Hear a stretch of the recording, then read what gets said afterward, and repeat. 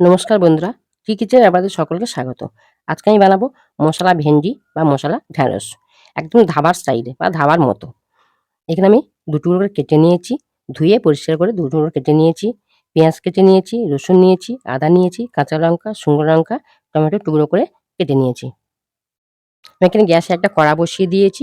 প্রথমে আমি নিয়েছি ৩ চামচ বেসন। বেসনটা আমি খুব ভালো করে ভেজে নেব। এটা আমি লাল করে ভেজে নেব। দেখুন বেসনটা আমার ভাজা হয়ে গেছে। এবার আমি নামিয়ে নেব।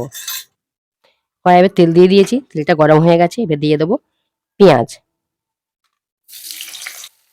এর সাথে আমি দিয়ে দেবো রসুন, আদা, কাঁচা লঙ্কা দিয়ে একসাথে আমি ভেজে নেব।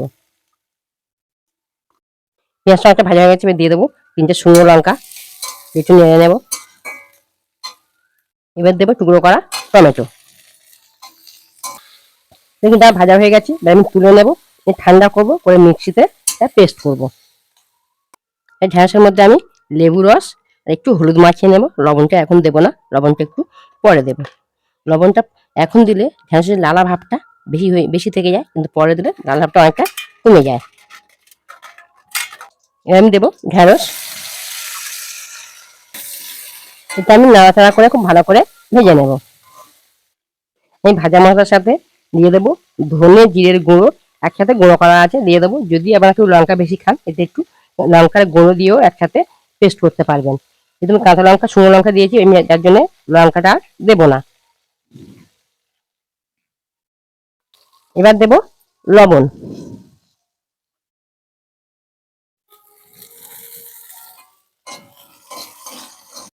এবার আমি ঢ্যাঁড়সগুলো তুলে নেব।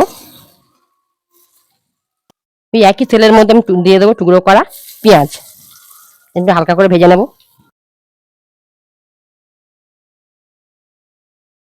কড়াই তেল দিয়েছি, তেলে দিয়ে দেবো গোটা জিরে,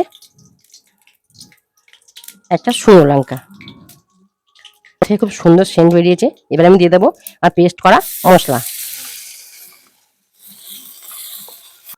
যতক্ষণ মশলা ভাজা হচ্ছে তখন এটা রেডি করে নেবো। যে বেসনটা আমি ভেজে রেখেছিলাম তার মধ্যে দিয়ে দেবো টক দই, দিয়ে আমি এটা খুব ভালো করে মিক্সড করে নেবো। এবার দেবো টক দই আর বেসনের মিক্সড দিয়ে গ্যাসের ফ্লেমটা আমি লোতে রাখবো, রেখে এটা ভালো করে কষিয়ে নেব। এবারে একটু মিক্সি ধোয়া জল দিয়ে দেবো। এবার দেবো পরিমাণ মতো লবণ। লবণটা আমি আরেকবার চেক করে দেবো। এবার দেবো অল্প একটু চিনি, লবণ আর টক ভাবে কাটানোর জন্য, লবণ আর টকে ব্যালেন্স করার জন্য চিনিটা দিয়ে দিলাম। এবার দেবো ভিজে রাখা পেঁয়াজ আর ঢ্যাঁড়স একসাথে দিয়ে দেবো। ৩ থেকে ৪ মিনিট আমি ফুটিয়ে নেবো, তারপর আমি নামিয়ে নেবো। আমার মশলা ঢ্যাঁড়স রেডি হয়ে গেছে। এবার আমি নামিয়ে নেবো। নামিয়ে নিয়ে দেখাবো কেমন দেখতে হয়েছে। দেখুন হয়ে গেছে আমার এটা।